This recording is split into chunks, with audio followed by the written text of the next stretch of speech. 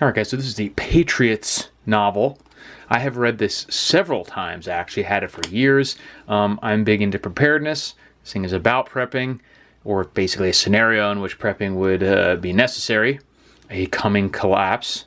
I enjoy this book. I will say, if you are just general fiction reader, this is probably going to seem a little bit goofy in a lot of ways. It's written by a major, authorities, let's say, in the prepping community. He's been around for a while, so it's basically by preppers for preppers, and there's a lot about it that is just going to seem a little bit goofy if you're not a prepper. But coming from someone who is big into preparedness, I really enjoy it. Even the goofy elements, easy to get over.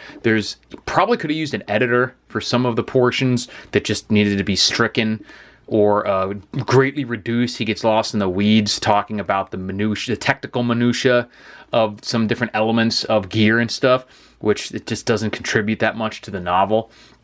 And since it is a novel, not an actual, handbook, it makes it even less accessible, to use the parlance of our times, to normal people who aren't already into preparedness. And even for people like me who are, it's just a little bit too distracting. But that doesn't happen very often. It's just one or two portions.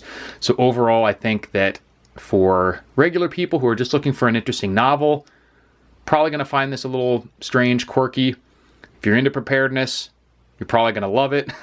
It's almost just designed for us. So I've read it multiple times, and I think you will too. So I can recommend it if you're into prepping. I would say probably pass and get a more basic novel if you find preppers and survivalists to be weird or crazy.